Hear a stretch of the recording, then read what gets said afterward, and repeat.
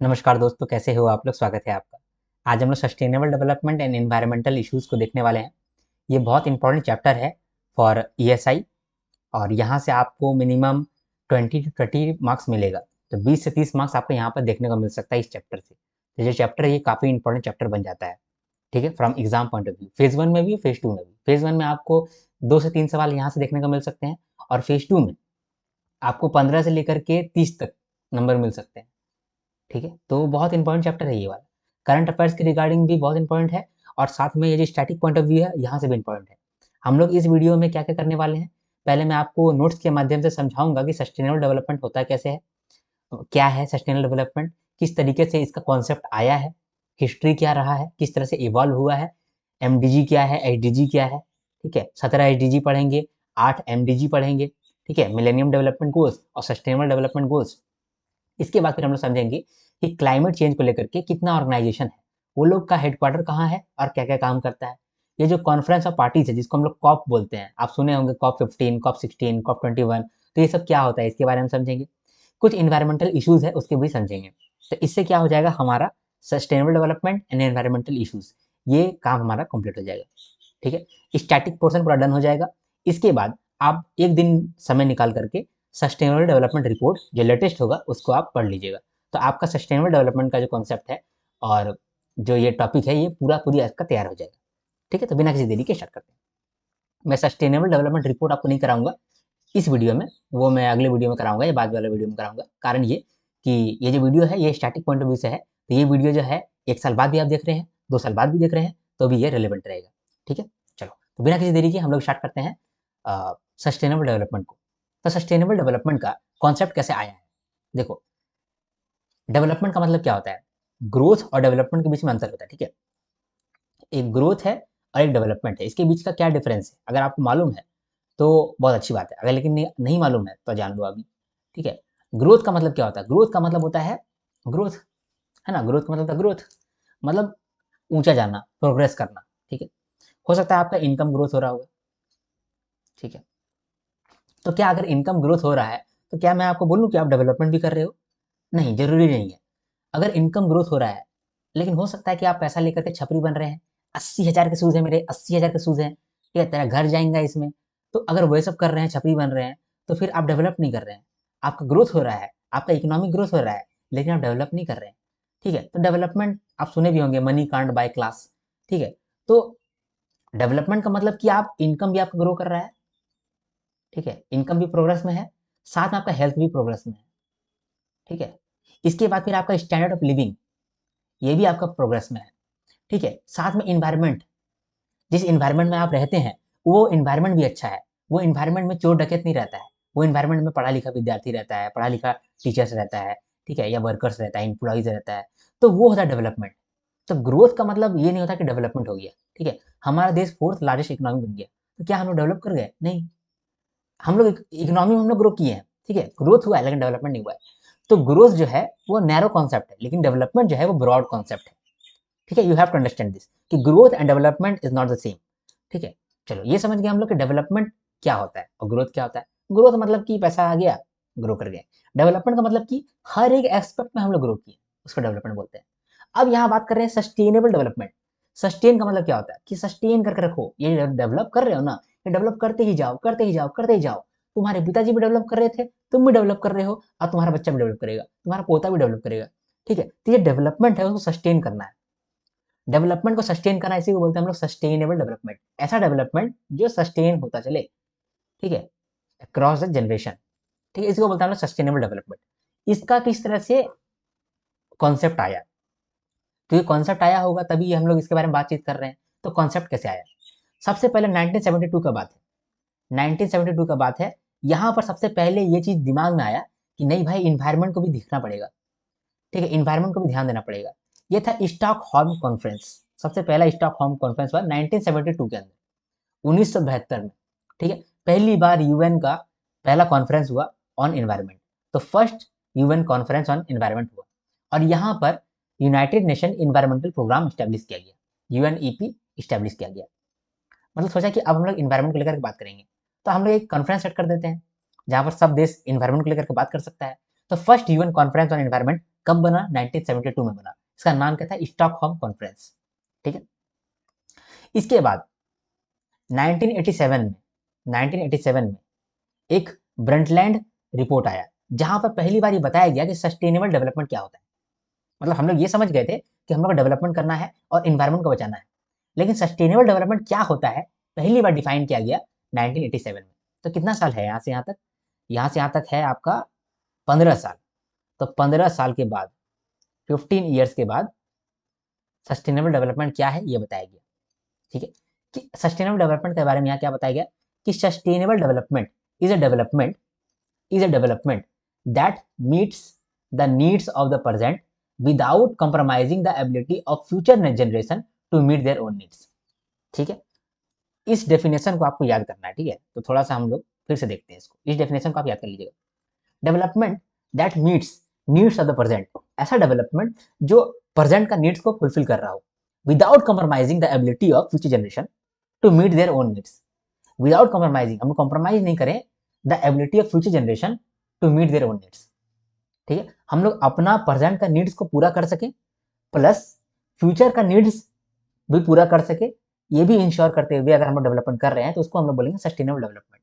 Development that meets the needs of present without compromising the ability of future generation to meet their own needs. Okay, this is known as sustainable development as per Brundtland report. ये चीज आपको रटा हुआ रहना चाहिए। अगर आपको कहीं पर भी सस्टेनेबल डेवलपमेंट का बात कहने के लिए आ गया, ठीक है, या आपको डायरेक्टली या इनडायरेक्टली आपको कहना पड़ रहा है, तो वहां पर आप क्या बोलोगे? According to Brundtland report of 1987, when sustainable development defined for the first time as development that meets the needs of present without compromising the ability of future generation to meet their own needs। तो ये जो आपका definition हुआ ना, ये एकदम बहुत अच्छा ये हुआ डेफिनेशन। ठीक है, ये देख करके ये एक इंप्रेशन अच्छा बन जाता है। ठीक है, सस्टेनेबल डेवलपमेंट का आपको डेफिनेशन मालूम चला। ये 15 साल के बाद आया था, मतलब 15 साल के बाद ये डेफिनेशन आया। पहले तो हम लोग स्टॉकहोम कॉन्फ्रेंस किए 1972 में, फिर वहां से 15 साल बाद 1987 में ब्रंटलैंड रिपोर्ट आया। ठीक है, हो गया। इसके बाद फिर 5 साल के बाद, 5 साल के बाद 1992 में अर्थ समिट हुआ। ठीक है, 1992 में अर्थ समिट हुआ, जहां पर एजेंडा 21 आया, यूएनएफसीसी स्टैब्लिश हुआ और सीबीडी स्टैब्लिश हुआ। ठीक है, एजेंडा 21 क्या होता है? मतलब कि 21st सेंचुरी के लिए कुछ एजेंडा हम लोग बनाए हैं। एजेंडा 21 का मतलब कि 21st सेंचुरी के लिए। देखो हम लोग 1992 में है, अब हम लोग 21st सेंचुरी में घुसने वाले हैं, तो इसीलिए अर्थ समिट के अंदर बहुत सारा देश मिल के आया और बोला कि चलो हम लोग 21st सेंचुरी के लिए कुछ एजेंडा सेट करते हैं। तो उसको हम लोग कहा गया कि एजेंडा 21। तो एजेंडा 21 अडॉप्ट किया गया, यूएनएफसीसी स्टैब्लिश किया गया। यूएनएफसीसी का मतलब कि United nation framework for climate change. ठीक है, तो ऐसा फ्रेमवर्क डिसाइड किया कि हम लोग क्लाइमेट चेंज को भी ध्यान देंगे, इसके लिए कन्वेंशन बनाया गया। फिर सीबीडी, सीबीडी का मतलब होता है कि सेंटर फॉर बायोलॉजिकल डाइवर्सिटी। तो ये भी बनाया गया कि जो भी बायोडाइवर्सिटी के लिए काम करना होगा वो हम लोग करेंगे। ठीक है, तो 1992 में अर्थ समिट हुआ। 1972 में पहली बार हम लोग ये जाने कि इन्वायरमेंट को लेकर के काम करना पड़ेगा। 15 साल के बाद 1987 में ब्रंटलैंड रिपोर्ट आया, जिसके अंदर ये पहली बार बताया गया कि सस्टेनेबल डेवलपमेंट क्या होता है।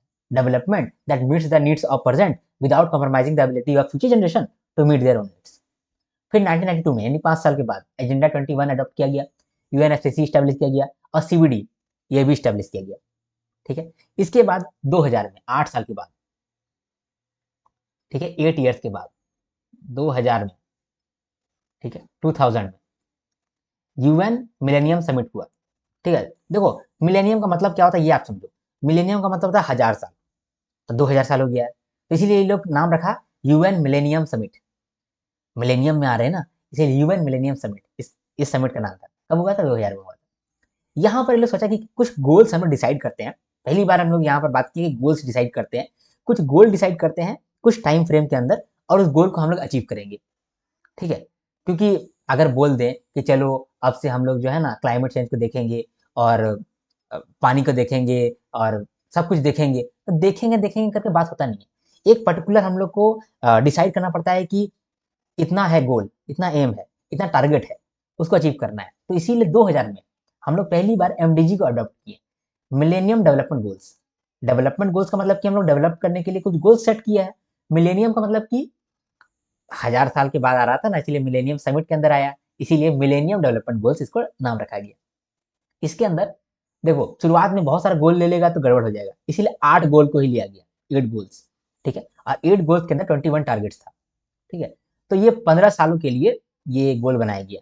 तो 15 सालों के लिए बोला कि चलो अगला 15 साल में हम लोग ये 8 गोल्स को फुलफिल करेंगे 21 टारगेट के साथ। ठीक है, लेकिन ये जो था ना एमडीजी जो हम लोग बनाए, ये डेवलपिंग कंट्रीज के लिए ही सिर्फ था, डेवलप्ड कंट्रीज के लिए नहीं, डेवलपिंग कंट्रीज के लिए था। कारण क्या, क्योंकि डेवलप्ड कंट्रीज बहुत ही घटिया स्थिति में था, उसको ही तो आगे बढ़ाना था, डेवलपिंग कंट्रीज को हम लोग आगे बढ़ाना था। भूखा नंगा गवार, समझे, ऐसा आदमी लोग था। तो पहले भूखा नंगा इसको ठीक करो। तो पहला हम लोग एमडीजी बनाए, एमडीजी 1, भूख और नंगापन है इसको खत्म करो यार, पॉवर्टी एंड हंगर को सबसे पहले दूर करो। तो नंबर 1 में हम लोग एमडीजी 1 को क्या रखें, पॉवर्टी एंड हंगर, इसको हटाओ। सेकंड में हम लोग रखें प्राइमरी एजुकेशन दो। ठीक है, प्राइमरी मतलब कुछ तो उसको पढ़ाई दे दो, गवार ना रहे, भूखा नंगा गवार घूम रहा है सब जगह इधर उधर। तो इनको डेवलपिंग कंट्रीज में ठीक करना है, तो पॉवर्टी एंड हंगर ठीक कर दो।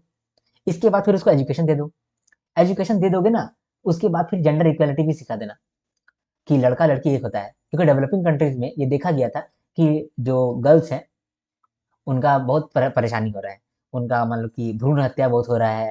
ठीक है, तो वो सब हो रहा है, तो जेंडर इनइक्वालिटी को दूर करने का तीसरा एडीजी बनाया गया, मतलब एमडीजी बनाया गया। इसके बाद चाइल्ड मोर्टेलिटी, बच्चा मर रहा था, तो बच्चा को अब नहीं मारने के लिए एक गोल बनाए, एडीजी 4 हो, सॉरी एमडीजी 4 हो गया चाइल्ड मोर्टेलिटी। फिर एमडीजी 5 ये हुआ मैटरनल हेल्थ, अब बच्चा को मरने से रोक दिया, लेकिन अब मम्मी का भी तो हेल्थ देखना पड़ेगा, तो मैटरनल हेल्थ देखें। तो ये था एमडीजी 5। एमडीजी 6, जब हम लोग ये देख लिए कि भूखा नंगापना हम लोग देख लिए, ठीक है, एजुकेशन भी दे लिए, फिर जेंडर इनइक्वालिटी को भी संभाल लिए और मैटरनल हेल्थ को भी संभाल लिए, तब ये चीज़ हम लोग को मालूम चला कि एचआईवी एड्स मलेरिया बहुत फैला हुआ है, तो इसको ठीक कराएं। जब ये सब कुछ हो जाएगा डेवलपिंग कंट्रीज का, तभी तो वो इन्वायरमेंट को लेकर तो सोच सकेगा। इसीलिए पहला 6 जो था हम लोग नॉर्मल बेसिक काम किए, फिर 7वां एमडीजी जो था वो इन्वायरमेंटल सस्टेनेबिलिटी को लेकर के हम लोग बोले कि इन्वायरमेंटल को सस्टेन करो, और 8वां था ग्लोबल पार्टनरशिप, सब मिल करके पार्टनरशिप के साथ इस गोल्स को पूरा करने के लिए काम करो।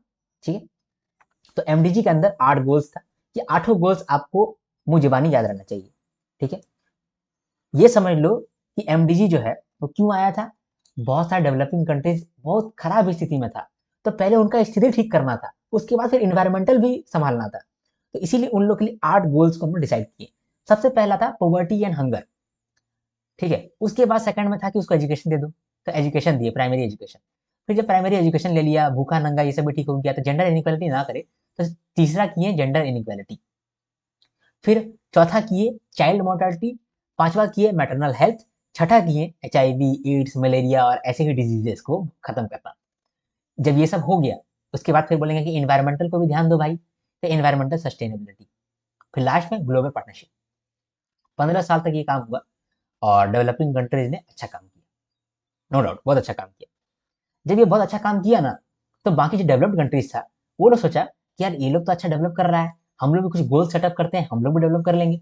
ठीक है, तो एमडीजी का जब सक्सेसफुल हुआ, एमडीजी सक्सेस हुआ, ये जो 8 गोल्स था इसमें अच्छा खासा काम हो गया, तो फिर बहुत सारे लोगों ने सोचा कि यार हम लोग को भी करना चाहिए, डेवलप्ड नेशन को भी करना चाहिए, सबको करना चाहिए, डेवलपिंग नेशन को भी और डेवलप्ड नेशन को भी। तब 2012 में, यानी 12 साल के बाद एक कॉन्फ्रेंस हुआ, रियो 20+ कॉन्फ्रेंस। ठीक है, तो ये 12 साल के बाद हुआ। ठीक है, यहाँ पर बात किया गया द फ्यूचर वी वांट, कैसा फ्यूचर हम लोग चाहते हैं। ठीक है, जैसा फ्यूचर हम लोग चाहते हैं वही हम लोग ऐसा गोल्स बना लेते हैं, ऐसा टारगेट बना लेते हैं, क्योंकि ऐसा टारगेट हम लोग 15 साल 12 साल पहले जो बनाए वो हम लोग फुलफिल कर लिए, तो हम लोग आगे भी 15 साल के लिए कुछ गोल्स बनाते हैं। तो बोले कि चलो ठीक है, 2015 में एमडीजी खत्म हो रहा है, 2015 के बाद हम लोग एचडीजी लेकर के आते हैं, सस्टेनेबल डेवलपमेंट गोल्स। ठीक है, ये सस्टेनेबल डेवलपमेंट गोल्स होगा, ये डेवलपिंग नेशन के लिए सिर्फ नहीं रहेगा, developing nation plus developed nation सबके लिए होगा। कितना अच्छा, द फ्यूचर वी वांट। ठीक है, तो 2012 में ये सब बात किया गया, बोला कि सब बोला कि इसको स्टार्ट कर देते हैं 2012 में ही। तो फिर बहुत सारे कंट्री ने बोला कि नहीं नहीं नहीं ये मत करो, 15 साल का टाइम फ्रेम दिया है एमडीजी को, तो एमडीजी को 15 साल तो बिताने दो तब तो देखेंगे, तो 15 साल को बिताने दो, उसके बाद फिर हम लोग स्टार्ट करेंगे। 2015 तक सबको रुका, एचडीजी के लिए बात हो गया था 2012 में, लेकिन एचडीजी स्टार्ट कब हुआ, 2015 में। ठीक है, 2015 में यूएन जनरल असेंबली हुआ, वहां पर बात कहा गया कि यूनिवर्सल एसडीजी हम लोग बनाए हैं। 17 तरीके का गोल्स है, 17 टारगेट है, जिस टारगेट को हम लोग को अचीव करना है। इसमें 169 टारगेट्स था और 17 एसडीजी है, सस्टेनेबल डेवलपमेंट गोल्स। ठीक है, ये भी 15 साल के लिए हम लोग फिर बनाए, क्योंकि मिलेनियम डेवलपमेंट गोल्स भी 15 साल के लिए था, 2000 से लेकर 2015। तो फिर हम लोग सोचे कि अब 2015 से लेकर 2030 तक हम लोग सस्टेनेबल डेवलपमेंट गोल्स करते हैं। तो सस्टेनेबल डेवलपमेंट गोल्स अब सभी देश के लिए है, डेवलपिंग प्लस नॉन डेवलपिंग, मतलब डेवलप्ड नेशन। तो यहाँ पर हम लोग फिर आए सस्टेनेबल डेवलपमेंट गोल्स को लेकर के। 17 सस्टेनेबल डेवलपमेंट गोल्स है, सारा का सारा सस्टेनेबल डेवलपमेंट गोल्स आपको याद रहना चाहिए। डोंट वरी, मैं आपको याद करा दूंगा। ठीक है, ठीक है, चलो। तो इस शॉर्ट में समझे क्या हुआ। 1972 में सबसे पहले स्टॉकहोम कॉन्फ्रेंस हुआ। ये पहला यूएन कॉन्फ्रेंस था ऑन एनवायरनमेंट। ठीक है, और यहाँ पर ही यूनाइटेड नेशन एनवायरमेंटल प्रोग्राम इसको स्टैब्लिश किया गया, जहाँ पर ये बात कहा गया कि अब हम लोग एनवायरनमेंट को लेकर के थोड़ा सा ध्यान देंगे। फिर 15 साल के बाद 1987 में ब्रंटलाइन रिपोर्ट आया, जहाँ पर पहली बार सस्टेनेबल डेवलपमेंट को बताया गया कि सस्टेनेबल डेवलपमेंट क्या है। इसका डेफिनेशन दिया गया, development that meets the needs of present without compromising the ability of future generation to meet their own needs. ठीक है, फिर 1992 में अर्थ समिट हुआ, जहां पर एजेंडा 21 को लेकर की बात कहा गया, इसको अडॉप्ट किया गया। एजेंडा 21 का मतलब कि 21st सेंचुरी के लिए क्या क्या हम लोग काम करेंगे, क्या क्या एजेंडा हम लोग रखेंगे।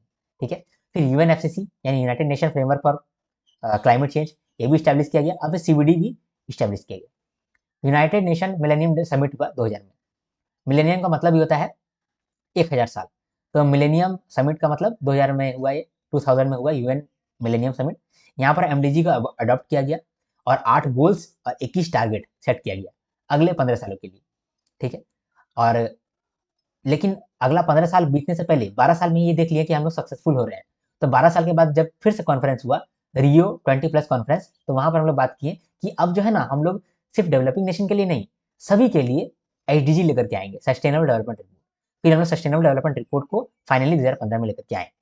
ठीक है, ये जो एमडीजी था, मिलेनियम डेवलपमेंट गोल्स, इसमें 8 गोल्स था, 21 टारगेट था। ये जो 8 गोल्स है, इसका क्या क्या नाम है। ठीक है, डेवलपिंग कंट्रीज के लिए हम लोग एमडीजी लेकर के आए थे और पहली बार लेकर के आए थे। तो पहली बार में जो हम लोग देखे डेवलपिंग कंट्रीज में बहुत भूखा नंगा गरीब, समझे, उसके बाद फिर लड़कियों को उतना इज्जत नहीं करने वाला, ऐसा था, हर जगह बीमारी, ऐसा था डेवलपिंग कंट्रीज में। तो पहले इन सबको ठीक करना पड़ेगा, बेसिक काम करना पड़ेगा, फिर इन्वायरमेंट को भी ध्यान देना पड़ेगा। तो हम लोगों ने 8 एमडीजी गोल्स बनाए। पहला, पॉवर्टी और हंगर को खत्म करो, जब ये खत्म हो जाए तो एजुकेशन करा दो, प्राइमरी एजुकेशन करा दो। तीसरा में जेंडर इनइक्वालिटी ठीक करो। फिर चाइल्ड मोर्टेलिटी को संभालो और मैटरनल हेल्थ को संभालो। जब ये काम हो गया तो ये जो बीमारी फैला हुआ है, HIV, एड्स, मलेरिया, अदर्स, इसको ठीक करो। ये भी ठीक हो गया तो इन्वायरमेंटल सस्टेनेबिलिटी को कराओ और फिर लास्ट में ग्लोबल पार्टनरशिप कराओ। ठीक है, ये था एमडीजी, मिलेनियम डेवलपमेंट गोल्स। अब एसडीजी का बात आ गया। 2015 में हम लोग एसडीजी यूनिवर्सल तरीके से फॉलो करने के लिए आ गए। एसडीजी में 17 सस्टेनेबल डेवलपमेंट गोल्स है, सबका नाम आपको याद रहना चाहिए। अभी मैं याद कराता हूँ आप, लेकिन उससे पहले 6 कोर एलिमेंट है एसडीजी का। ठीक है, क्या क्या है, dignity, people, prosperity, partnership, justice और प्लानिंग। ये 6 कोर एलिमेंट्स है एसडीजी का, अभी हम लोग देखेंगे। आपको लेकिन याद रखना है ये 6 कोर एलिमेंट्स क्या क्या है। ठीक है, पहला डिग्निटी है, पीपल है, प्रोस्पेरिटी है, प्लानिट है, पार्टनरशिप है, जस्टिस है। इसको याद करने के लिए मैंने यहाँ ट्रिक बनाया है, dignity of people comes from prosperity of planet and partnership with justice. ठीक है, डिग्निटी विद ऑफ पीपल, लोगों के बीच में डिग्निटी रहना चाहिए, सम्मान रहना चाहिए। ये जो लोगों के बीच में सम्मान है, ये कैसे आता है, जब प्लेनेट जो है प्रोस्पर कर रहा होता है, साथ में जो जस्टिस है, जो ऊपर वाला है, मालिक है, उसके साथ हमारा पार्टनरशिप है। जब मालिक के साथ हमारा पार्टनरशिप है और हमारा अर्थ भी बहुत अच्छा है, हमारा मदर अर्थ भी बहुत अच्छा है, तो क्या हुआ कि लोगों के बीच में लोगों का डिग्निटी आ जाएगा। ठीक है, तो dignity of people comes from prosperity of planet and partnership with justice. ठीक है, तो ये 6 कोर एलिमेंट्स है अब आईडीजी। अब 17 आईडीजी का नाम है, इसको हम लोग को याद करना है। ठीक है, 17 आईडीजी का नाम है।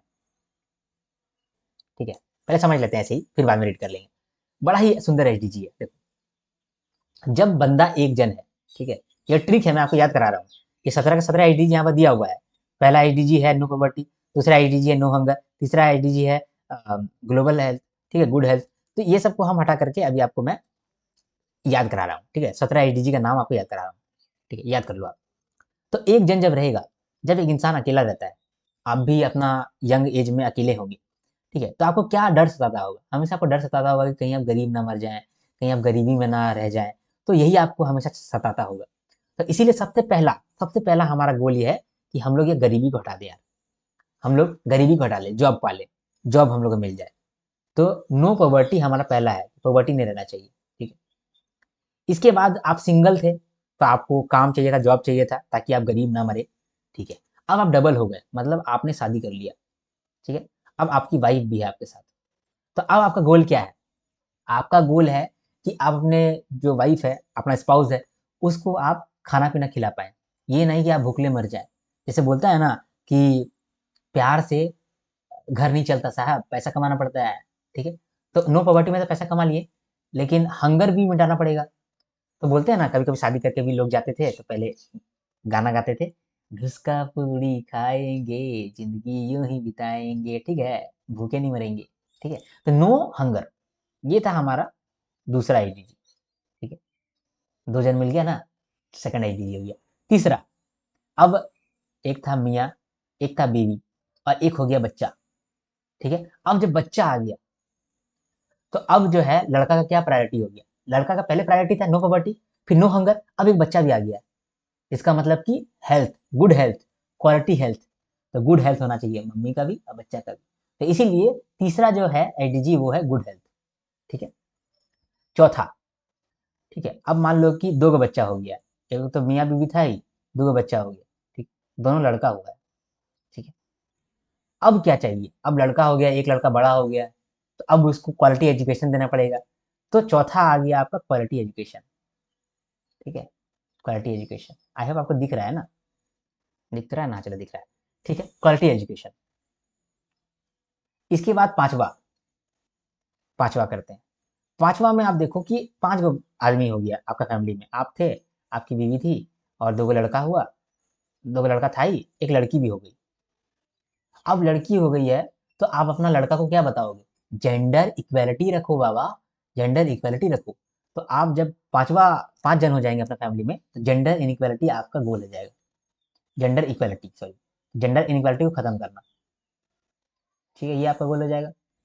चलो 5 गो चीज़ तो आप सीख गए, 5 एसडीजी के नाम सीख गए। No poverty, no hunger, good health, quality education और जेंडर इक्वालिटी, ठीक है? अगर एक जन हुआ तो नो पॉवर्टी, क्योंकि एक जन जो सिंगल रहता है उसको हमेशा गरीबी सताता है।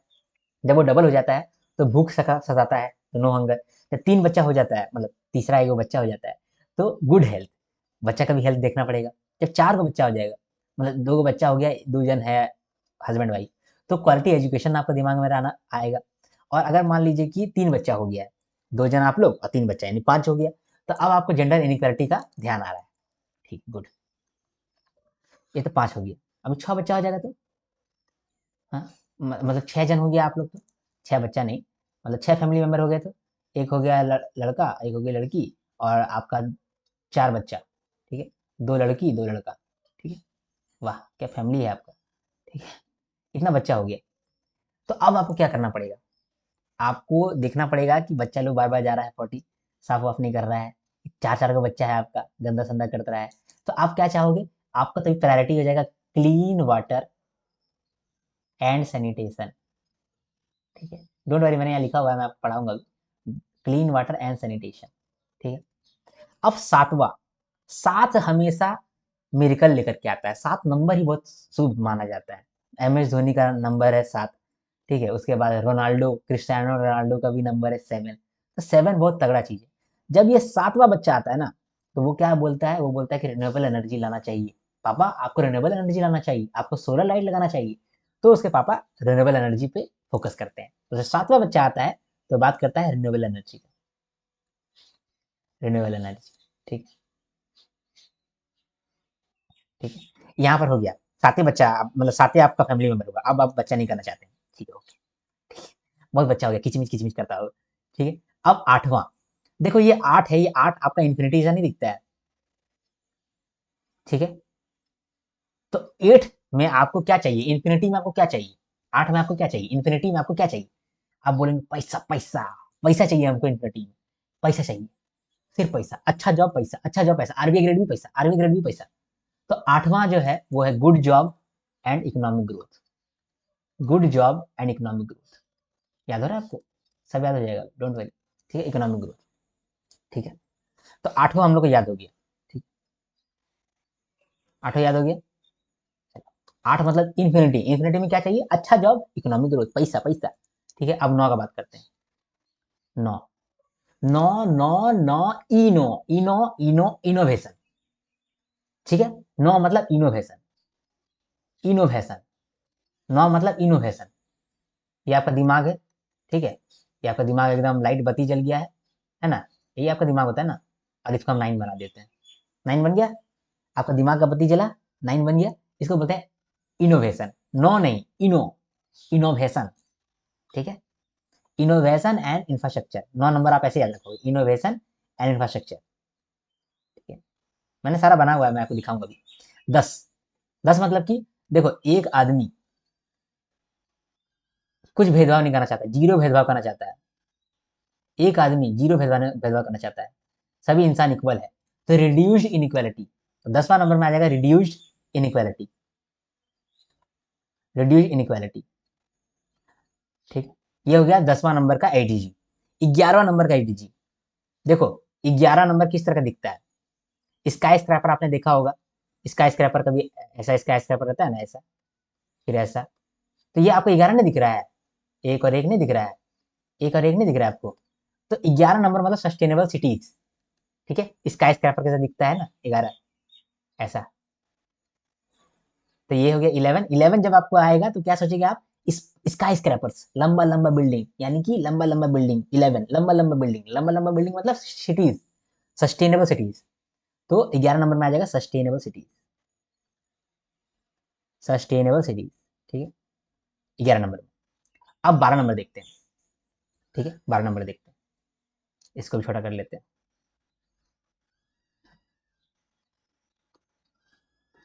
अब 12 नंबर देखते हैं। देखो 12 नंबर क्या है? बार बार बार बार बार बार बार बार बार बार बार खा रहा है, बार बार खा रहा है, बार बार खा रहा है। कम करो अपना कंजम्पशन। बार बार क्यों खा रहा है? अपना कंजम्पशन कम करो। रिड्यूस करो अपना कंजम्पशन। बार बार क्यों खा रहा है? अपना कंजम्पशन कम करो। बार बार बार बार बार बार कंजम्पशन कम करो। तो रिड्यूस्ड कंजम्पशन, ये हो जाएगा आपका 12वां नंबर का एडीजी, रिड्यूस्ड कंजम्पशन। हल्के में मत लो, ये सब क्वेश्चन पूछता है आपके प्रीवियस क्वेश्चन में, पूछा हुआ है सवाल है ये। आईडीजी 6 क्या है और आईडीजी 12 क्या है, 11 क्या है, क्वेश्चन पूछ चुका है। ठीक है, हल्के में नहीं लेना बाबा। ठीक है, तो ये 12 हो गया। 12 12 12 12 बारंबार खा रहा है, क्यों खा रहा है? कंजम्पशन कम करो। ठीक है, 12 तो ये हो गया। 13 नंबर समझते, 13 नंबर, 13 नंबर शुरुआत से ही ना बहुत नेगेटिव नंबर है, और इसकी वजह से अभी भी हमको गर्मी लग रहा है। अभी बारिश हुआ था, अभी पूरा धूप हो गया, समझे? तो ये क्लाइमेट चेंज है। 13 नंबर बड़ा नेगेटिव है, क्लाइमेट चेंज हो गया 13 नंबर। क्लाइमेट चेंज को संभाल लो भाई। एसी यूज कर रहे हैं तो ट्रांसफार्मर से उड़ जा रहा है, और एसी यूज नहीं कर रहे हैं तो भी गड़बड़ हो रहा है। क्या करें? क्या करूं, मैं मर जाऊं? ठीक है, तो क्लाइमेट चेंज है 13 नंबर। ठीक है, अब 14 नंबर, 15 नंबर। ठीक है, 14 और 15 नंबर। 14 नंबर का मतलब कि लाइफ बिलो वाटर। ठीक है, तो लाइफ बिलो वाटर, इसको आपको अपने से याद करना, उसका कोई भी हमको मिला नहीं। ठीक है, 14 नंबर ऐसे ही है, लाइफ बिलो वाटर। और 15 नंबर लाइफ अबव लैंड। ठीक है, लाइफ अबव लैंड। 14 15 आप ऐसे याद कर लो। ठीक है, पहले वाटर फिर ना लैंड आएगा, 14 में वाटर और 15 में लैंड। 15 में लैंड, 15 साल का बच्चा क्रिकेट मतलब ये फुटबॉल खेलता है, क्रिकेट खेलता है, आप देखे होंगे, पूरा कूदता है, इधर कूद फांद करते रहता है। तो आप ऐसे याद कर सकते हो, 15 लाइफ अबव लैंड। ठीक है, अब 16,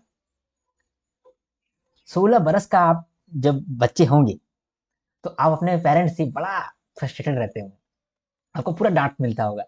ठीक है, कभी बोलता होगा जाओ फ्रिज में पानी भर दो। ठीक है, ये सब आप सुनते होंगे, पूरा परेशान रहते होंगे, यार हमको कोई समझता ही नहीं है। हाँ, मेरा मन का कोई समझता ही नहीं है, मेरा प्रॉब्लम कोई जानता ही नहीं है, हम अकेला है, ना मेरी कोई गर्लफ्रेंड है, ना मेरा कोई बॉयफ्रेंड है। ठीक है, ना टीचर हमको समझता है, ना हमको पढ़ाई में समझ में आता है कुछ, एक्स वाई जेड क्या क्या पढ़ा रहा है, ट्रिग्नोमेट्री क्या क्या पढ़ा रहा है। 16 साल की उम्र में आपको ऐसे ही फील होता है ना? फ्रस्ट्रेटेड फील होते हैं आप। उसमें आपको क्या चाहिए? Peace and justice. Peace and justice, क्या चाहिए? पीस एंड जस्टिस, शांति एंड जस्टिस। जस्टिस दे दो इसको, जस्टिस दे दो। ठीक है, 17 नंबर, 17 लास्ट में आता है, 17 एचडीजी है, 17 लास्ट में आता है। तो अगर लास्ट में आ रहा है तो ग्लोबल पार्टनरशिप कर लो भाई, पार्टनरशिप के साथ हम लोग सारा गोल्स को पूरा करो। तो पार्टनरशिप लास्ट में, ठीक है, समझ में आ गया आपको। तो आप यहाँ पर 17 का 17 आप याद कर लिए। अभी मैं वापस से आपको समराइज कराऊंगा, डोंट वरी। ठीक है, ये मैंने आपको समझाया, ठीक है, अब मैं आपको याद कराता हूँ। ठीक है, याद तो अब याद हो जाएगा, डोंट वरी। ठीक है, पहला क्या था, जब आप सिंगल है तो क्या हुआ, नो पॉवर्टी। जब सिंगल है तो नो पॉवर्टी, ठीक है। अब जब डबल हो गए तो नो हंगर, तो एच हो गया, नो हंगर।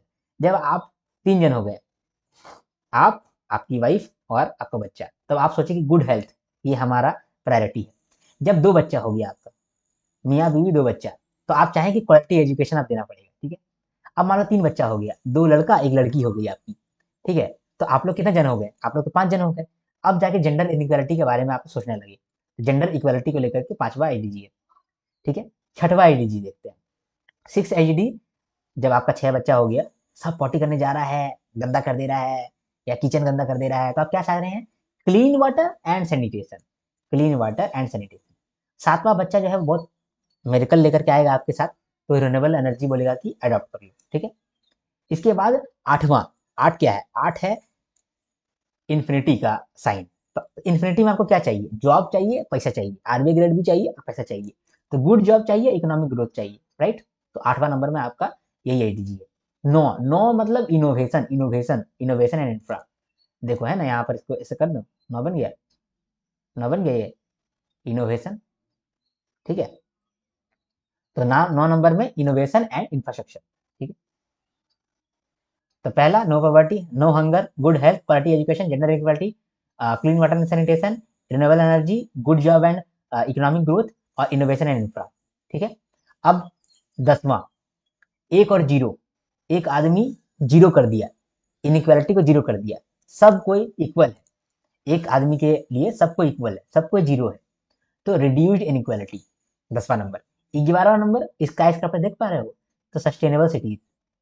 12वां नंबर देखो, बार बार बार बार बार बार खाया है, तो लग रहा है कि वो मोटे अंबानी जो है ना वो है, ठीक है, सॉरी सॉरी, ठीक है, माफ कर दीजिए मुझे।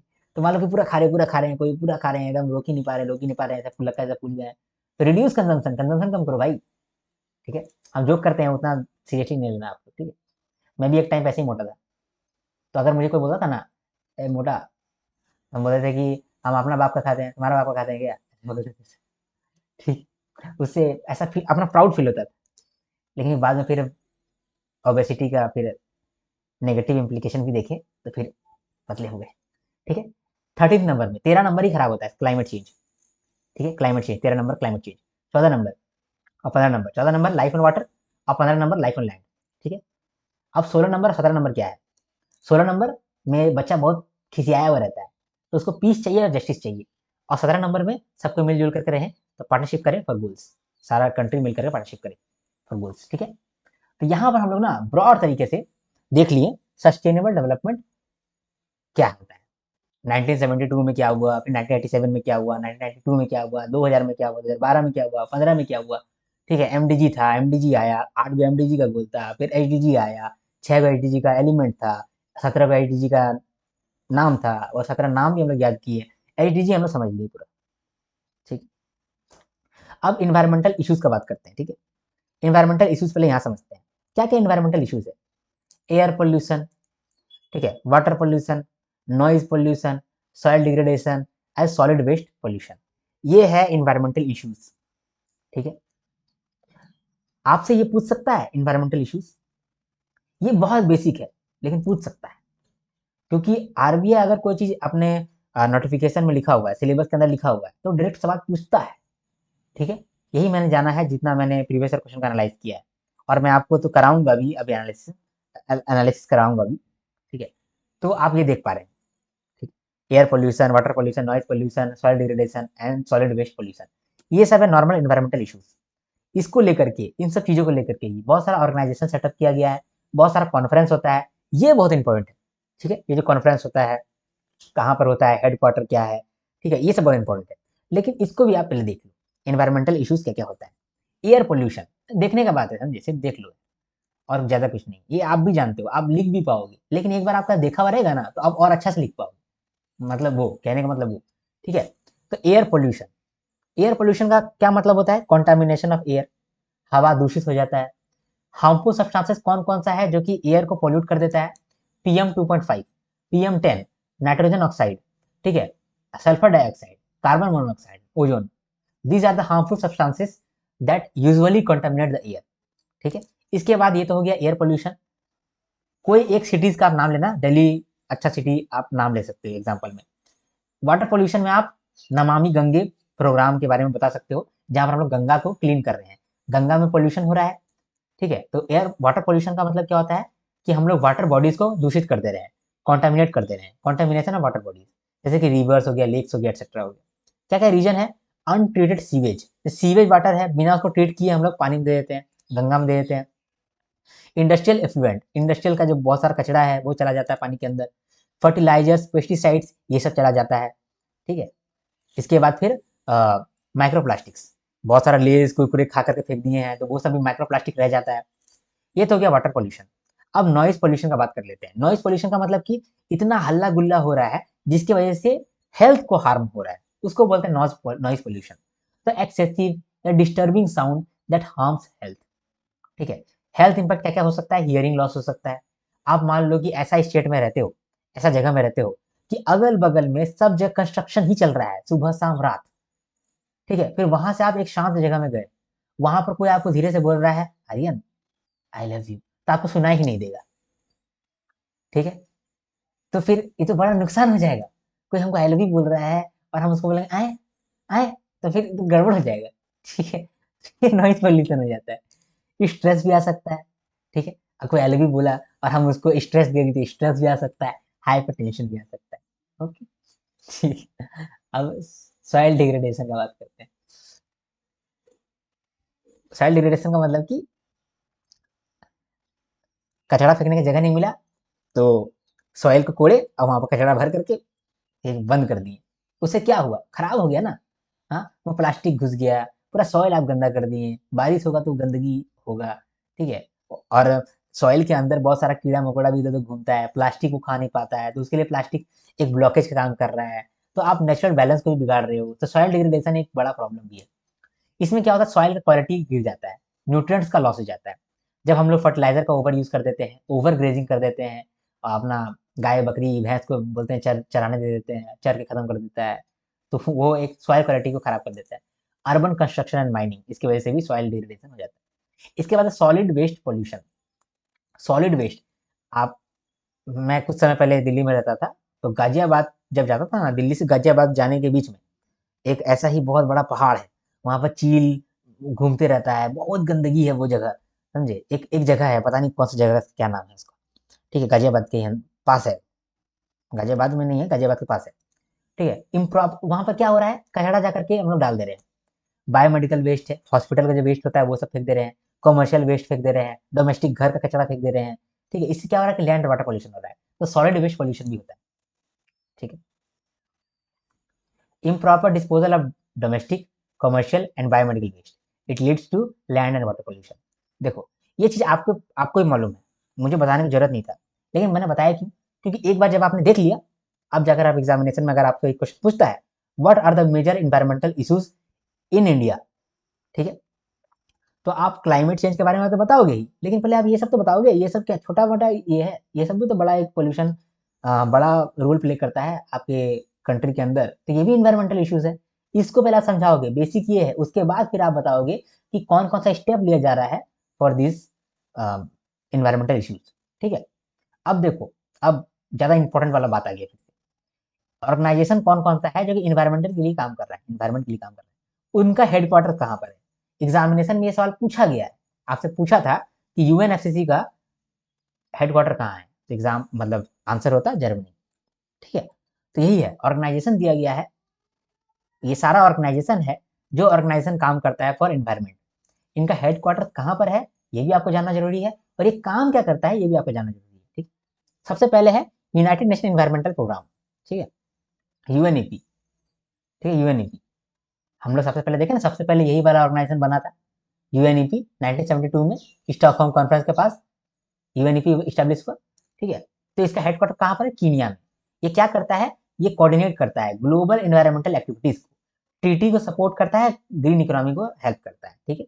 मतलब यही इसीलिए तो बना था, देखो इसीलिए तो बना था यूएनईपी। पहली बार यूनाइटेड नेशन एनवायरमेंटल प्रोग्राम आया ताकि सबके बीच में एनवायरमेंट को लेकर बात हो जाए, इसलिए तो बना था। तो ये क्या करता है? कोऑर्डिनेट करता है ग्लोबल एनवायरमेंटल एक्टिविटीज, ठीक है।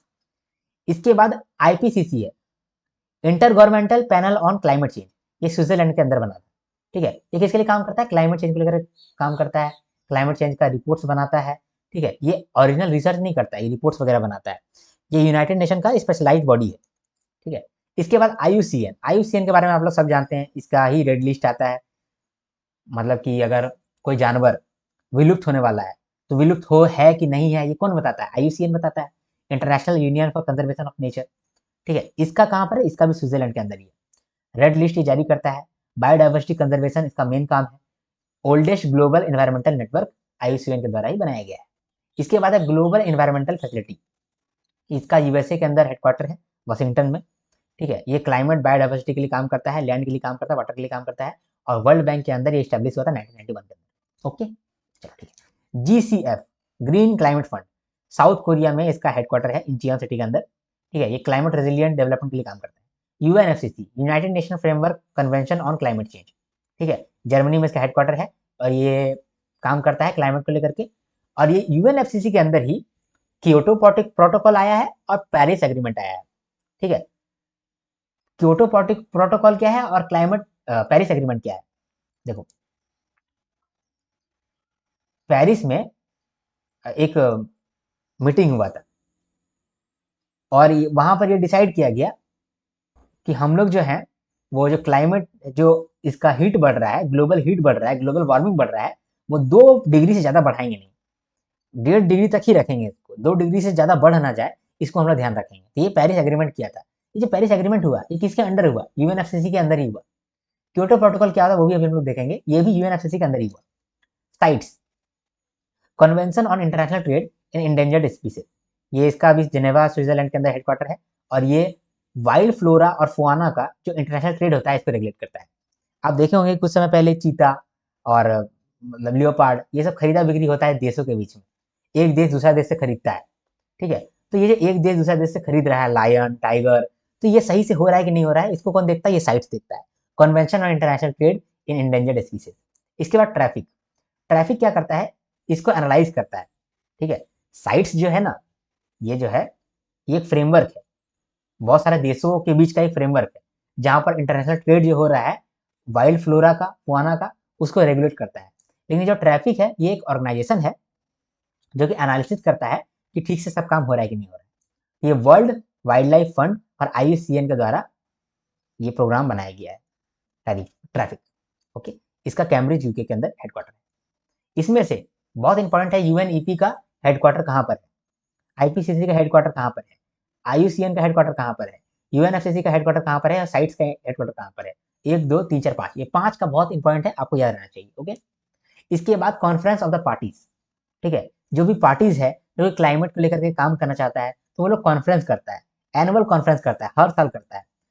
जैसे लेकिन कभी कभी नहीं भी करता है, मान लो कि कुछ इमरजेंसी हो गया तो नहीं करेगा, लेकिन एनुअली करता है। जैसे हमारा 2020 में ग्लोबल क्राइसिस आ गया था, तो उस समय नहीं हुआ था, बाकी हर साल होता ही है। कुछ कॉप्स यानी कुछ कॉन्फ्रेंस बहुत इंपॉर्टेंट है, वो कौन कौन से हैं? जैसे कि COP21, ये बहुत इंपॉर्टेंट है। COP21 कब हुआ था? 2015 में हुआ था, ठीक है। 2016 में हुआ COP22, COP26 हुआ ग्लासगो में, COP27 हुआ सरे सर शर्म एल शेख में, ठीक है। और COP28 हुआ दुबई में, ठीक है।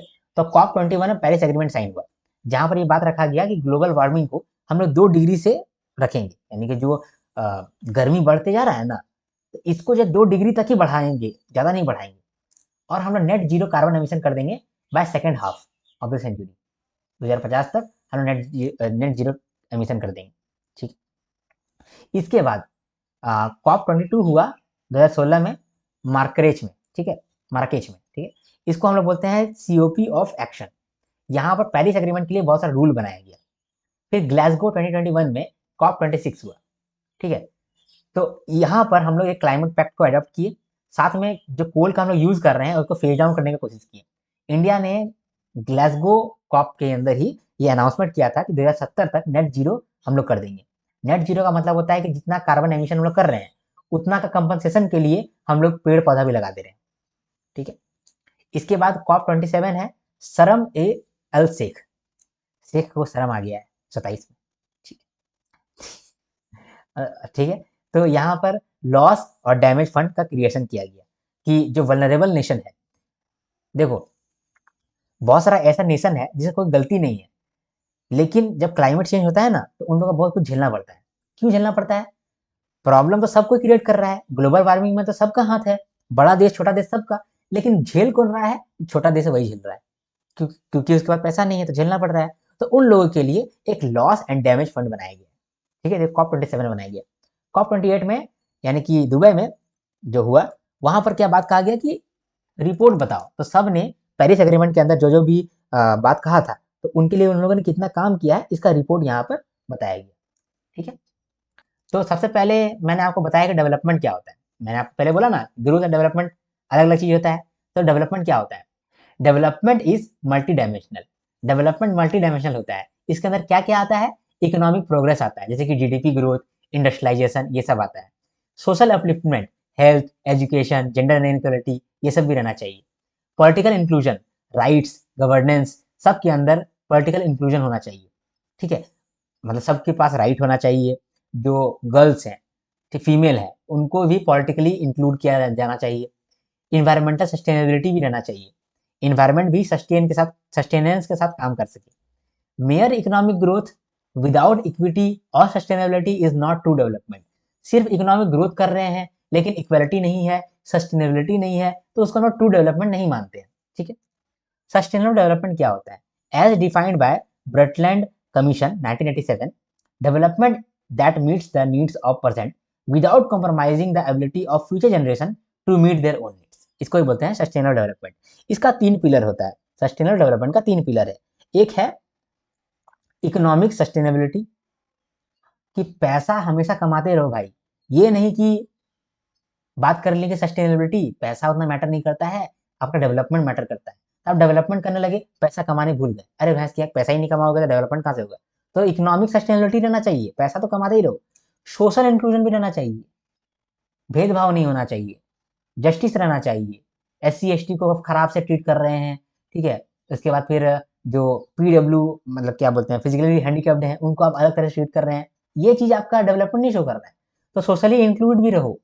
इसके बाद एनवायरमेंट को भी प्रोटेक्शन करो। ये 3 पिलर बहुत इंपॉर्टेंट है। पैसा भी कमाते चलो, सोसाइटी को भी इंक्लूड करके रखो और एनवायरमेंट को भी संभालते रहो, तब जाकर के सस्टेनेबल डेवलपमेंट होता है। ठीक है, अब HDG का बात करते हैं कि HDG किस तरह से इमर्ज हुआ।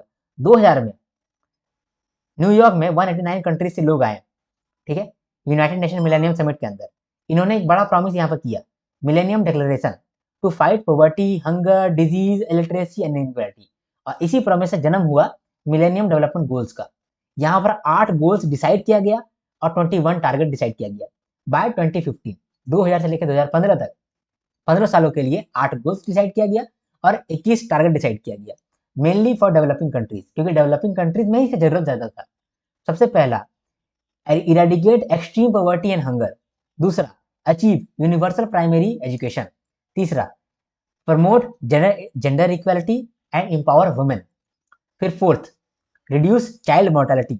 Fifth, improve maternal health. Sixth, combat HIV, AIDS, malaria and other diseases. 7 number, ensure environmental sustainability. और 8th number, global partnership for development. ठीक है, ये सब हो गया।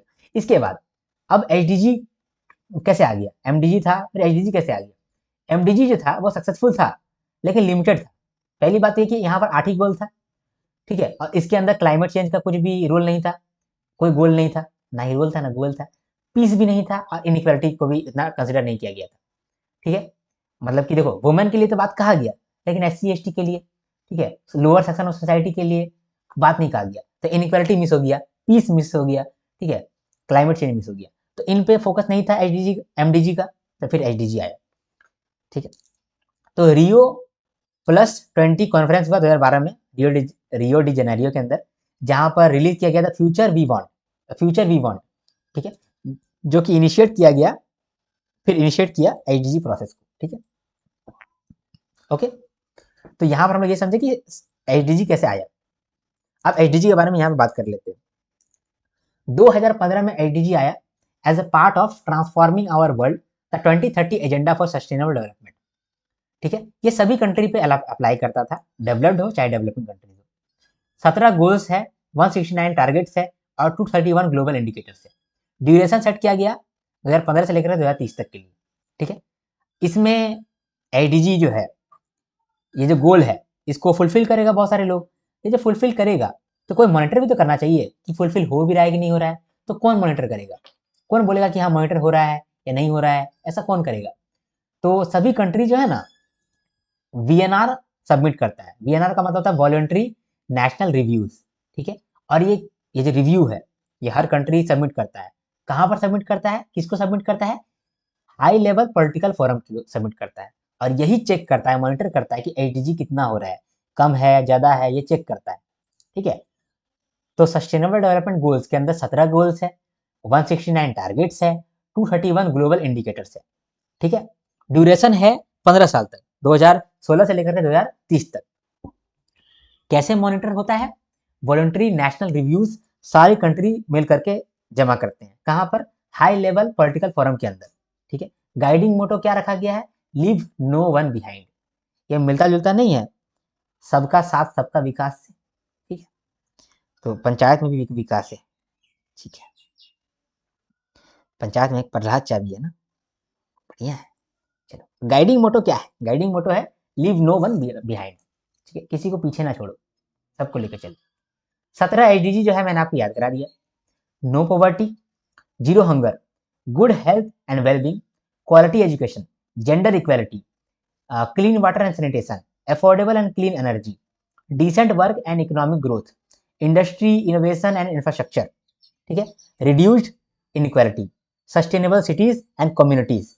इसके बाद responsible consumption and production, climate action, life below water, life on land, peace justice and strong institution, partnership for the goals. याद हो गया आपको। ठीक है, मशीन लगवा लिया जाए, आपको याद हो गया है। ठीक, 6 कोर एलिमेंट क्या है एडीजी का, dignity of people comes from the prosperity of the planet and partnership with justice, dignity, ending poverty and inequality, people fulfilling human potential in health and education, prosperity, strong inclusive sustainable economies. ठीक है, planet, safeguarding natural resources and climate, justice, promoting peaceful justice and inclusive society, partnership, global solidarity to achieve the goals. ठीक है, आगे देखते हैं। अब इसके बाद मैंने टाइमलाइन यहाँ पर दिया हुआ है कि 1972 में स्टॉकहोम कॉन्फ्रेंस आया था, की आउटकम क्या निकला, पहली बार यूएन कॉन्फ्रेंस हुआ इन्वायरमेंट पे और यूएनईपी का क्रिएशन हुआ। 1987 में ब्रुकलिन रिपोर्ट आया, 1992 में अर्थ समिट हुआ, 2000 में यूएन मिलेनियम समिट हुआ, 2012 में रियो समिट हुआ। ठीक है, 2015 में यूएन जनरल असेंबली आया। हाँ, इंडिया में आईडीजी को इम्प्लीमेंट कौन करता है, ठीक है, इंडिया में आईडीजी को इम्प्लीमेंट करता है नीति आयोग, और नीति आयोग ही आईडीजी इंडिया इंडेक्स लेकर के आता है। ठीक है, ये चीज आप याद रखिएगा, आईडीजी इम्प्लीमेंटेशन इन इंडिया। ठीक है, इसके बाद एमडीजी और आईडीजी को लेकर के आपसे क्वेश्चन पूछ सकता है कि डिफरेंस बताओ। ठीक है, तो डिफरेंस क्या है, एमडीजी कब आया था, 2000 में आया था, आईडीजी कब आया, 2015 में आया। टारगेट ईयर क्या था, एमडीजी के लिए टारगेट ईयर था 2015 और आईडीजी के लिए target year 2030। Number of goals MDG में 8 है, आईडीजी में 17 है। नंबर ऑफ टारगेट एमडीजी में 21 थे और आईडीजी में 169 थे। ठीक है, नंबर ऑफ इंडिकेटर तो 60 के अराउंड इंडिकेटर थे एमडीजी के अंदर, आईडीजी के अंदर 231 प्लस। फोकस क्या था, बेसिक ह्यूमन नीड्स। ठीक है, भूखा नंगा था ना बहुत, तो उसको ठीक करना था, बेसिक ह्यूमन नीड्स था। लेकिन एचडीजी हमारा कॉम्प्रिहेंसिव है, इकोनॉमिक सोशल इकोनॉमिक और इन्वायरमेंटल। ठीक, एमडीजी जो है वो डेवलपिंग कंट्रीज के लिए था, एडीजी जो है वो सब कंट्रीज के लिए है, डेवलपिंग कंट्रीज के लिए प्लस डेवलप्ड कंट्रीज के लिए। एमडीजी था वो नॉन बाइंडिंग था और एचडीजी भी नॉन बाइंडिंग है। ठीक है, एमडीजी को चेक करने के लिए, मॉनिटर करने के लिए यूएनडीपी था और कुछ स्पेसिफिक एजेंसीज था, लेकिन एडीजी को मॉनिटर करने के लिए हाई लेवल पॉलिटिकल फोरम है। ठीक है, ओके। इसके बाद इन्वायरमेंटल इश्यूज यहाँ पर बात किया गया है कि इन्वायरमेंटल इश्यूज क्या होता है। It refers to negative effects of human activities on nature environment. Environment में जो नेगेटिव इफेक्ट ह्यूमन डाल रहा है उसको बोल रहे हैं इन्वायरमेंटल इशूज, ठीक है, जिसकी वजह से सस्टेनेबल डेवलपमेंट खतरे में पड़ गया है, पब्लिक हेल्थ खतरे में पड़ गया है और इकोनॉमिक प्रोग्रेस भी खतरे में पड़ गया है। एयर पोल्यूशन का यहाँ बात कहा गया है contamination of the air by harmful substances that harm human health and environment. Main source क्या क्या है? Vehicle emissions, thermal power plants, industrial discharge, crop residue, stubble burning and construction and road dust, ठीक है। इसके बाद water pollution कैसे होता है? जब वाटर बॉडीज को हम लोग कंटामिनेट कर देते हैं, ठीक है। मेजर कॉज क्या क्या है? Untreated sewage, domestic waste, industrial effluents, industrial runoff, ठीक है, plastic and microplastic. Solid waste pollution, इसका क्या मतलब होता है? इम्प्रॉपर डिस्पोजल जब हम लोग करते हैं वेस्ट का, जैसे कि डोमेस्टिक वेस्ट हो गया, कमर्शियल वेस्ट हो गया, बायोमेडिकल वेस्ट हो गया, इससे क्या होता है कि लैंड और वाटर पोल्यूशन होता है। तो 3 तरीके का हम लोग सॉलिड वेस्ट पोल्यूशन कर देते हैं। एक होता है बायोडिग्रेडेबल, जिसमें किचन का वेस्ट आता है, गार्डन का वेस्ट होता है, जो कि ठीक हो जाता है और उतना प्रॉब्लम नहीं क्रिएट करता है, बायोडिग्रेडेबल। लेकिन एक नॉन बायोडिग्रेडेबल होता है, जैसे कि प्लास्टिक, मेटल्स, ई वेस्ट, ये हमेशा रह जाता है। आपका मोबाइल खराब हो गया, आप फेंक दिए मोबाइल को, तो ई वेस्ट बन गया। ई वेस्ट जो है वो गलता नहीं है और वो मतलब सॉइल के अंदर मिलता नहीं है, उसको कीटाणु नहीं खा पाता, जैसा का तैसा रहता है, तो वो नॉन बायोडिग्रेडेबल है, जैसा है वैसे ही रहेगा। एक होता है हजार्डस और बायोमेडिकल। हॉस्पिटल और लैब का जो वेस्ट होता है वो बहुत हजार्डस होता है, उसमें कैंसर वैंसर का कीटाणु भी रहता है, बहुत परेशानी है वो चीज़, ठीक है, बहुत सारा वायरस है, वो सब रहता है। मेजर इशूज़ क्या क्या है? ओवरफ्लोइंग लैंडफिल्स, जैसे गाजीपुर, दिल्ली, ठीक है, burning of plastic releases, dioxins and furans causes cancer, ठीक है। नॉइज पोल्यूशन का बात करें तो एक्सेसिव या फिर डिस्टर्बिंग साउंड जो होता है, जो कि ह्यूमन हेल्थ को खराब कर देता है, ह्यूमन हेल्थ के अंदर हियरिंग लॉस ले आता है, स्ट्रेस ले आता है, हाइपरटेंशन ले आता है, स्लीप डिसरप्शन ले आता है, उसको हम लोग बोलते हैं नॉइज पोल्यूशन। जैसे रोड और एयर ट्रैफिक हो गया, इंडस्ट्रियल ऑपरेशन हो गया, कंस्ट्रक्शन एक्टिविटी हो गया, लाउड स्पीकर हो गया, ठीक है। फिर सॉइल डिग्रेडेशन, सॉइल का क्वालिटी हम खराब कर दे रहे हैं। Decline in soil quality due to misuse, erosion, nutrients loss और पोल्यूशन। इसका कॉज क्या क्या है? बहुत हम लोग यूज़ कर रहे हैं केमिकल फर्टिलाइजर्स, ठीक है, डिफॉरेस्टेशन कर रहे हैं, नेचुरल वेजिटेशन हम लोग हटा दे रहे हैं, ठीक है, ओवर ग्रेजिंग करा रहे हैं कैटल के द्वारा, लाइफ स्टॉक के द्वारा, और अर्बन कंस्ट्रक्शन कर रहे हैं, ठीक है। यहाँ पर सारा ऑर्गेनाइजेशन है एनवायरनमेंट को लेकर के, जो ऑर्गेनाइजेशन है, यहाँ पर सारा कन्वेंशन है, इसको आप एक बार रीड कर लो, बाकी मैंने आपको करा दिया। क्योटो प्रोटोकॉल क्या था? क्योटो प्रोटोकॉल जो है ये 2005 से इफेक्टिव हो गया था, जहाँ पर हम लोग सारे कंट्रीज को ये बोले थे कि ग्लोबल क्या बोलते हैं, ग्रीन हाउस गैस एमिशन को कट करो, ग्रीन हाउस गैस एमिशन ज़्यादा हो रहा है उसको कम करो, ठीक है। बाकी एक बार आपको इसको रीड कर लोगे आपका काम बन जाएगा, ओके, ठीक है। अब हम लोग, हाँ एक है यहाँ पर कॉप रह गया, कॉन्फ्रेंस ऑन पार्टीज। ये क्या है? एक एनुअल क्लाइमेट समिट है under UNFCCC to review progress negotiate climate actions. पहला सीओपी कब हुआ था? 1995 में, याद रखिएगा, बर्लिन के अंदर हुआ था। कौन कौन सा कॉप हमको याद रखना है? कॉप 21, जहाँ पर पेरिस एग्रीमेंट साइन हुआ था, ठीक है, जहाँ पर हम लोग ये बात किए थे कि ग्लोबल वार्मिंग को लिमिट करना पड़ेगा बिलो 2 डिग्री सेल्सियस और आइडियली 1.5 डिग्री सेल्सियस, ठीक है। जब ये पेरिस एग्रीमेंट साइन हुआ तो कंट्रीज को ना नेशनली डिटरमाइंड कंट्रीब्यूशन सबमिट करना पड़ता है इस एग्रीमेंट के तहत। इसके बाद अगले साल ही जब माराकेच 2016 में कॉप हुआ, ठीक है, तो वहां पर एक रूल बुक डिसाइड किया गया पेरिस एग्रीमेंट के लिए। इस ये जो माराकेच का कॉप हुआ, इसको हम लोग बोले कि सीओपी ऑफ एक्शन, यानी पहले हम लोग प्लानिंग किए पेरिस वाला में और फिर हम लोग एक्शन कर दिए, इसीलिए सीओपी ऑफ एक्शन किसको कहते हैं? माराकेच 2016 में जो कॉप 22 हुआ। फिर कॉप 26 हुआ ग्लासगो में 2021 में, यहाँ पर ग्लासगो क्लाइमेट पैक्ट को अडॉप्ट किया गया और हम लोग बोले कि कोल को फेज डाउन करेंगे, जो कोयला है उसका फेज डाउन कर देंगे, और इंडिया ने अनाउंस किया नेट जीरो बाय 2070, ठीक है। फिर सरम एल सेक 2022 में कॉप 27 हुआ, जहाँ पर लॉस एंड डैमेज फंड को बनाया गया टू सपोर्ट वल्नरेबल नेशन, ठीक है। इसके बाद फिर कॉप 28 में, जो कि दुबई में हुआ था, वहां पर ग्लोबल स्टॉक टेक हुआ, first global stock take. Stock take का मतलब कि एक बार हम लोग जानकारी ले लिए, रिव्यू ले लिए कि आखिर बाकी देश कर क्या रहा है पेरिस एग्रीमेंट को लेकर के, ओके, यही सब चीज था, कुछ नहीं था। क्लियर हो गया आपको? चलो ठीक है, चलिए समराइज करते हैं आज जो भी हम लोगों ने देखा। आज हम लोग सस्टेनेबल डेवलपमेंट और इन्वायरमेंटल इश्यूज के बारे में बात की। तो सबसे पहले सस्टेनेबल डेवलपमेंट को समझने से पहले हम लोग ये समझते हैं कि डेवलपमेंट क्या होता है, और डेवलपमेंट को समझने से पहले हम लोग ये समझते हैं कि ग्रोथ क्या होता है। ग्रोथ और डेवलपमेंट सेम नहीं होता है। ग्रोथ का मतलब होता है प्रोग्रेस, आप ग्रो कर रहे हैं, तो कोई एक डायमेंशन में ही ग्रो करेंगे उसको बोलते हैं ग्रोथ, लेकिन हर एक डायमेंशन में ग्रोथ करेंगे उसको बोलते हैं डेवलपमेंट। जैसे कि आपके पास सिर्फ पैसा आ रहा है, आप सिर्फ पैसा कमा रहे हैं, ठीक है, तो पैसा में तो आप ग्रोथ कर रहे हैं तो उसको हम लोग बोलेंगे ग्रोथ। लेकिन आप सिर्फ पैसा ही कमा रहे हैं, ठीक है, आपका हेल्थ अच्छा नहीं है, ठीक है, आपका इन्वायरमेंट अच्छा नहीं है, अगल बगल में बकरी मिमिया रहा है, ठीक है, या कुत्ता रो रहा है, ठीक है, आदमी गरीब में चिल्ला रहा है, कर रहा है, तो वो डेवलपमेंट तो नहीं है। आप हमारे देश को भी देख लीजिए, हमारा देश भी क्या है, ये फोर्थ लार्जेस्ट इकोनॉमी बन गया है, ठीक है, तो ये ग्रोथ तो कर रहा है, इकोनॉमिक ग्रोथ तो कर रहा है, लेकिन हम डेवलप नहीं कर पा रहे हैं।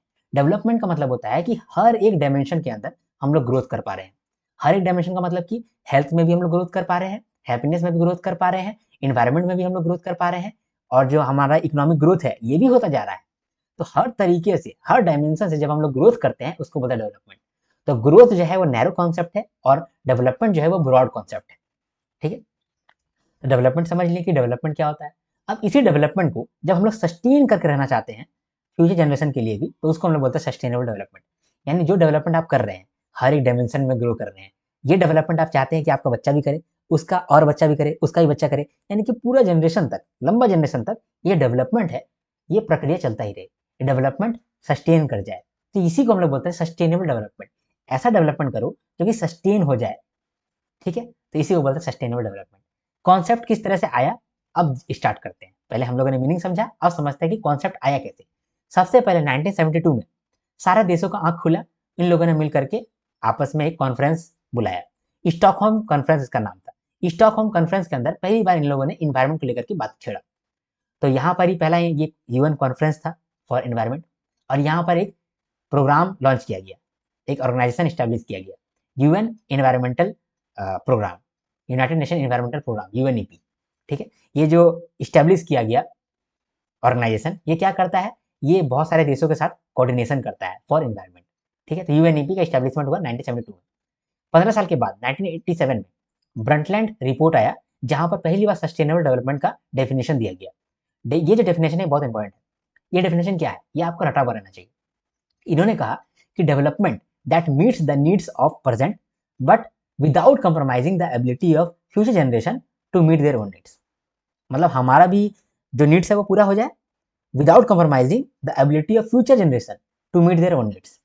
Development that meets the needs of present without compromising the ability of future generation to meet their own needs. रटा हुआ रहना चाहिए ये चीज, ठीक है। इसके बाद जब ये डेफिनेशन आया तो 5 साल के बाद 1992 में अर्थ समिट हुआ, जब बहुत सारे लोग आकर के मिले और उन लोगों ने कहा कि 21st सेंचुरी आने वाला है, तो हम लोग क्या करते हैं 21st सेंचुरी के लिए कुछ एजेंडा सेट करते हैं। तो इसीलिए फिर एजेंडा सेट किया गया और एजेंडा 21 नाम रखा गया। तो एजेंडा 21 को अडॉप्ट किया गया। 1992 में ही यूएनएफसीसी का एस्टेब्लिशमेंट हुआ, United nation framework for climate change convention, ठीक है। तो ये ऑर्गेनाइजेशन बना। इसके बाद कन्वेंशन फॉर बायोलॉजिकल डाइवर्सिटी, ये भी ऑर्गेनाइजेशन बना। ये दो ऑर्गेनाइजेशन जो कि काम करता है क्लाइमेट चेंज को लेकर के और बायोलॉजिकल डाइवर्सिटी को लेकर के, तो ये सब भी बना 1992 के अंदर, ठीक है। इसके बाद 8 साल के बाद 2000 आया। 2000 में मिलेनियम समिट हुआ। देखो, 1000 साल जब होता है उसको बोलते हैं मिलेनियम। जब 2000 आया ना, सबको सोचा कि चलो यूएन मिलेनियम समिट करते हैं, बहुत सारे देशों को बुलाते हैं। तो 189 कंट्रीज आकर के मिला यूएन मिलेनियम समिट के अंदर। यहाँ पर इन लोगों ने कहा कि हम लोग कुछ गोल सेट करते हैं अगला 15 सालों के लिए। तो अगला 15 सालों के लिए इन लोगों ने 8 गोल डिसाइड किया, जिस गोल को ये लोग पूरा करेगा, ठीक है। और इस गोल जो था 8 गो गोल, इसके साथ 21 टारगेट भी था, ठीक है। और 15 साल में इन लोग को पूरा करना था। तो इन लोगों ने गोल बनाया, लेकिन ये लोग सोचे कि सबके लिए गोल नहीं बनाते हैं। जो डेवलपिंग कंट्रीज है, जहां पर असली में बहुत बहुत भूखा नंगा गरीब, समझे, बीमारी, ये सब रहता है, इसको पहले दूर करते हैं, उसके बाद फिर हम लोग इन्वायरमेंट पे भी काम कर सकेंगे। तो पहले डेवलपिंग कंट्रीज के लिए मिलेनियम डेवलपमेंट गोल सेट किया गया। 8 गोल्स था, ये 8 गोल्स आपका बाय नंबर याद रहना चाहिए। सबसे पहला क्या करेगा, पॉवर्टी हटाएगा, भूखा नंगा है ना, तो भूखा नंगा, हंगर पॉवर्टी। तो सबसे पहला पॉवर्टी और हंगर को दूर करो। सेकंड, जब पॉवर्टी हंगर दूर हो गया तो पढ़ा दो कम से कम एबीसीडी नंबर 1 2 3 4, ये तो जाने। तो सेकंड में प्राइमरी एजुकेशन। तीसरा, जेंडर इनइक्वालिटी, पढ़ा करके ये भी सिखा देना कि जेंडर इनइक्वालिटी खत्म होना चाहिए, इक्वल रहना चाहिए फीमेल और मेल। इसके बाद जब मेल और फीमेल इक्वल हो गया तो चाइल्ड मोर्टेलिटी को रोको, बच्चा जो मर जा रहा है उसको रोको, ये चौथा गोल हो गया। पांचवा गोल मैटरनल हेल्थ, यानी जो माँ है, बच्चा कोई बचाओ माँ को भी बचाओ, तो पांचवा हो गया मैटरनल हेल्थ। छठा हो गया जब सब कुछ हम लोग दे दिए हैं उसको, खाना पीना दे दिए, ठीक है, सिखा भी दिए हैं कुछ कुछ, नंबर वंबर सिखा दिए हैं, गिनना सिखा दिए हैं, जेंडर इनइक्वालिटी को भी दूर कराएं, चाइल्ड को भी बचा लिए, माँ को भी बचा लिए, ठीक है। अब है बीमारी, तो HIV, एड्स, मलेरिया, इसको खत्म करना था, इसको खत्म किए। इसके बाद जब सब कुछ हो गया, अब इन्वायरमेंट पे काम कर सकते हैं, तो फिर हम लोग इन्वायरमेंटल सस्टेनेबिलिटी अगला बनाए गोल। तो MDG 7 हो गया, इन्वायरमेंट सस्टेनेबिलिटी। और फिर लास्ट में ग्लोबल पार्टनरशिप, सब मिलकर के पार्टनरशिप करके डेवलपिंग कंट्रीज को ये खराब स्थिति से आगे बढ़ाएंगे, ठीक है। जैसे ही 12 साल बीत गया ना, तो सबको दिखने लगा कि ये जो MDG है, मिलेनियम डेवलपमेंट गोल्स जो है, ये सक्सेसफुल हो रहा है, यानी इससे बेनिफिट पहुंच रहा है। तो बाकी सारे देश ने सोचा कि चलो ये तो डेवलपिंग कंट्रीज के लिए जब हम लोग गोल बनाए, फायदा किया, तो सभी के लिए हम लोग गोल बनाते हैं, सभी के लिए गोल बनाए, उसको कह दिए सस्टेनेबल डेवलपमेंट गोल्स, HDG। तो MDG चेंज हो गया ADG में। अब जो HDG है, इसके अंदर हम लोग कुछ गोल्स एक्स्ट्रा भी ऐड किए, जैसे क्लाइमेट चेंज एक्स्ट्रा ऐड किए। फिर हम लोग जो है ना, यहाँ पर सिर्फ वुमेन का इनइक्वालिटी के बारे में बात कर रहे थे, जेंडर इनइक्वालिटी, लेकिन SC ST कास्ट ये सब भी बहुत बड़ा प्रॉब्लम बन गया था, तो इसको दूर करने के लिए भी हम लोग और भी गोल्स लेकर के आए। तो बहुत सारे गोल्स हम लोग ऐड किए। तो पहले हम लोग 8 गोल्स था, फिर हम लोग बोले कि 16 नहीं, 8 का दुगना क्या होता है, 8 का दुगना 16 होता है ना, 17 गोल्स हम लोग फुलफिल करेंगे। 17 गोल्स फिर फुलफिल करने के लिए हम लोग HDG बनाए, ठीक है। तो HDG पहली बार जब स्टार्ट हुआ तो रियो 20+ कॉन्फ्रेंस में हुआ 2012 में, लेकिन जब HDG को हम लोग इम्प्लीमेंट करना चाहते थे तो 2015 में इम्प्लीमेंट हुआ HDG। तो 17 HDG गोल्स हम लोग डिसाइड किए, 17 गोल्स डिसाइड किए, इसके अंदर 169 टारगेट डिसाइड किए, ठीक है। इसके बाद HDG हुआ, 17 का 17 नाम आपको याद रहना चाहिए। जैसे MDG में आपको 8 MDG याद रहना चाहिए था, 17 HDG भी याद रहना चाहिए, और बाय नंबर कि HDG 1 क्या है, HDG 2 क्या है, 3 क्या है, 4 क्या है, ये भी आपको याद रहना चाहिए, ठीक है। इसके बाद हम लोग ये सोचे कि HDG नेम तो चलो याद कर लेंगे, लेकिन कोर एलिमेंट क्या है HDG में, मेनली हम लोग करना क्या चाहते हैं। तो 6 कोर एलिमेंट है HDG का। 6 कोर एलिमेंट क्या है, dignity, people, prosperity, planet, partnership और जस्टिस। इसको हम लोग याद करने के लिए एक सिंपल लाइन बनाए, dignity of people comes with prosperity of planet and partnership with justice. Dignity का मतलब होता है कि आदमी थोड़ा सम्मानजनक स्थिति में है, तो लोगों का सम्मान कैसे आएगा, जब प्लैनेट प्रोस्पर कर रहा होगा, साथ में जस्टिस के साथ हमारा पार्टनरशिप होगा, ठीक है। तो dignity of people comes from prosperity of the planet and partnership with the justice, ठीक। इससे आपका 6 कोर एलिमेंट याद हो गया। इसके बाद 17 का 17 IDG आपको याद रहना चाहिए। चलो इसको हम लोग अभी फिर से देख लेते हैं। 17 का 17 IDG यहाँ पर आपको याद हो जाएगा, ठीक है। बहुत मेहनत से मैंने एक प्रिपेयर किया है, आप जरूर लाइक कर देना, ठीक है। तो पहला, अगर आप सिंगल होते हैं, अगर मान लो कि आप सिंगल होते हैं, तो आपका प्रायोरिटी क्या रहता है, नो पॉवर्टी, आप गरीब कहीं नहीं मर जाए। आप जब सिंगल होते हैं तो आप चाहते हैं गरीब ना मर जाए, ठीक है। आप जब डबल होते हैं तो सब कोई बोलता है ना कि अपना बीवी को क्या खिलाएगा, ठीक है, तो नो हंगर, आपको वो दिमाग में रहता है, ढुसका पूरी खाएंगे, जिंदगी यहीं बिताएंगे, ठीक है, ठीक है। इसके बाद फिर तीसरा HDG 3, जब आपका तीन तीन बच्चे हो गए, मतलब एक बच्चे हो गए और आप लोग 3 जन हो गए, तो एक बच्चा जब आएगा तो आपको ध्यान देना पड़ेगा अपना बच्चा का भी और बच्चा का माता का भी। तो गुड हेल्थ हो गया HDG 3। HDG 4 हो गया क्वालिटी एजुकेशन, जब आपका 2 बच्चा हो गया, क्वालिटी एजुकेशन में तो ध्यान देना पड़ेगा, तो आपका दिमाग में आ गया क्वालिटी एजुकेशन। तो ये चौथा नंबर का जो HDG है वो क्वालिटी एजुकेशन के लिए काम करता है। ये 5वां HDG, यानी कि आप लोग 5 फैमिली बन गए, 5 मेंबर का फैमिली बन गए। 2 गो बच्चा हुआ है आपका, 1 बच्ची हुई है आपकी। जब बच्ची हुई है तो जेंडर इनइक्वालिटी ना आ जाए, तो इसके लिए आप 5वां नंबर पे रखें जेंडर इनइक्वालिटी, ठीक है। इसके बाद 6ठा नंबर में क्लीन वाटर एंड सैनिटेशन। जब आपका घर में 2 लड़का हो गया, 2 लड़की हो गई, ठीक है, आप लोग दोनों भी हैं, तो 6 जन हो गए आप लोग। तो आप लोग सब बाथरूम वगैरह जा रहे हैं, बच्चा बाथरूम जा रहा है, गंदा हो जा रहा है, तो आप लोग क्या चाहें, सैनिटेशन हो जाए। तो इसीलिए आप तभी चाहें कि सैनिटेशन चाहिए। तो 6 नंबर पे जब आपका फैमिली में 6 नंबर आ गया, तो आप लोग क्लीन वाटर एंड सैनिटेशन पर ध्यान दिए। तो HDG 6 भी है क्लीन वाटर एंड सैनिटेशन। 7 जो है ना वो बहुत अच्छा चीज होता है। जब आपका 7वां बच्चा हुआ ना, तो वो आपके लिए बहुत भयंकर काम किया। आपके लिए बोला कि पापा जी आप जो है ना रिन्यूएबल एनर्जी ले आओ, सोलर पावर ले आओ। तो आप 7 नंबर पे रिन्यूएबल एनर्जी पे फोकस किए, आपका प्रायोरिटी बन गया सोलर पावर, रिन्यूएबल एनर्जी, ठीक है। इसके बाद 8वां, 8 में आप भगवान से मांगे इन्फिनिटी। भगवान आपको बोला कि इन्फिनिटी आपको जो चाहिए दे देंगे, तो आप बोले कि इन्फिनिटी में क्या चाहिए, क्या चाहिए, RBI ग्रिड भी जॉब दे दो और पैसा दे दो, मतलब कि good job and economic growth.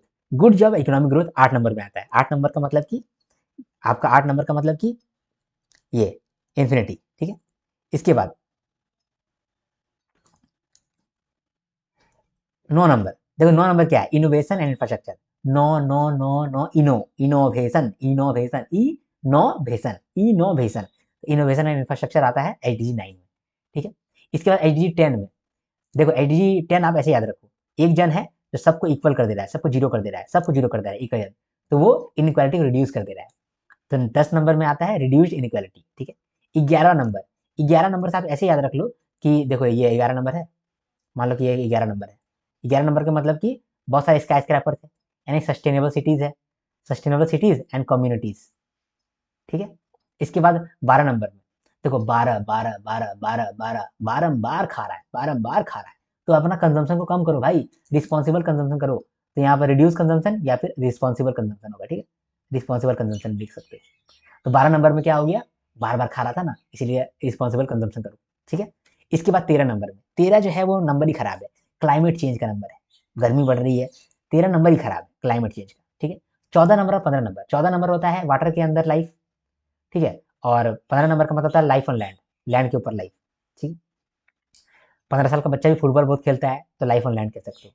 16 साल का जो बच्चा होता है, 16 साल का जो बच्चा होता है वो बहुत फ्रस्ट्रेटेड रहता है, उसका माँ बाप कभी बोलता है उसको पानी भर के लाओ, ठीक है, उसका बड़ा भैया बोलता है पानी भर दो, धनिया पत्ता ले आओ, ठीक है, धनिया ले आओ और मूली ले आओ, लन फन उसको परेशान करते रहता है। 16 साल का जो बच्चा होता है वो काफ़ी परेशान होता है, यहाँ फ्रस्ट्रेट हो गया है, देखो क्या हो गया यार, देखो फ्रस्ट्रेट हो गया है बड़ा।